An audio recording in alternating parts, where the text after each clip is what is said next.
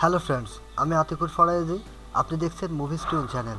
আজ আমি রিভিউ করব 2024 সালে মুক্তিপ্রাপ্ত স্পেক নো ইভিল ফিল্মটি, যা 2002 সালের ড্যানিশ ফিল্মের অফিসিয়াল রিমেক।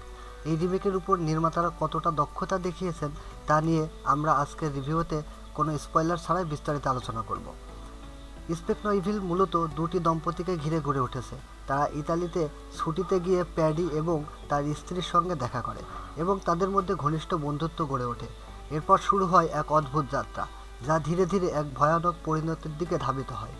গল্পের মূল গুণ সম্পর্কে জানতে হলে আপনাকে ফিল্মটি দেখতে হবে। যদিও ফিল্মটির ইংরেজি রিমেকের পরিচালনায় ছিলেন জেমস ম্যাক, মূল ফিল্মের তুলনায় এই রিমেকটি কিছুটা হালকা এবং বেশি আকর্ষণীয় না। জেমস ম্যাকের পরিচালনা এবং কিছু অভিনয় শিল্পীর কাজ ভালো হলেও প্রেডিক্টেবল কাহিনী এবং বাজে ট্রেলার ফিল্মের অভিজ্ঞতাকে খানিকটা ব্লান করেছে। ট্রেলারটি এমনভাবে তৈরি হয়েছে যে মূল ফিল্মের সব গুরুত্বপূর্ণ মুহূর্তগুলো আগে থেকেই প্রকাশ পেয়ে যায়, যা ফিল্ম দেখার মজাটা নষ্ট করে দেয়। প্রথমার্ধে ফিল্মটি ধীরে ধীরে গড়িয়েছে, যা কিছু দর্শকের জন্য বিরক্তিকর হতে পারে। যদিও লোকেশন এবং সিনেমাটোগ্রাফি বেশ সুন্দর ছিল, তবে এটি পুরো ফিল্মটিকে বাঁচাতে যথেষ্ট ছিল না।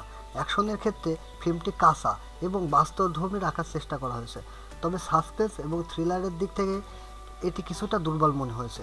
সব কিছু মিলিয়ে যদি আপনি মূল ড্যানিশ সংস্করণটি দেখে থাকেন, তাহলে এই রিমেকটি কিছুটা হতাশাজনক হতে পারে। ফিল্মটি এই ক্যাটাগরিতে সমালোচক প্রশংসা পেলেও সাধারণ দর্শকদের জন্য এটি সি ক্যাটাগরির ফিল্ম। আমার ব্যক্তিগত মতামত, যদি আপনি ট্রেলারটি এড়িয়ে যান তাহলে ফিল্মটি দেখার অভিজ্ঞতা ভালো হতে পারে, তবে মূল ফিল্মের তুলনায় এই রিমেকটি কিছুটা নিরাশাজনক ছিল।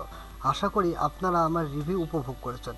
চ্যানেলটি সাবস্ক্রাইব করতে এবং ভিডিওটি লাইক ও শেয়ার করতে ভুলবেন না। এই রিভিউ নিয়ে আপনার মতামত অবশ্যই কমেন্টে লিখুন। আর আপনি যদি আমার চ্যানেলে নতুন হয়ে থাকেন তাহলে সাবস্ক্রাইব করে সুপার ফ্রেন্ড হয়ে যান। তো আজকের মতো এই পর্যন্তই। কথা হবে পরবর্তীতে নতুন কোনো টপিক নিয়ে। সে পর্যন্ত ভালো থাকুন।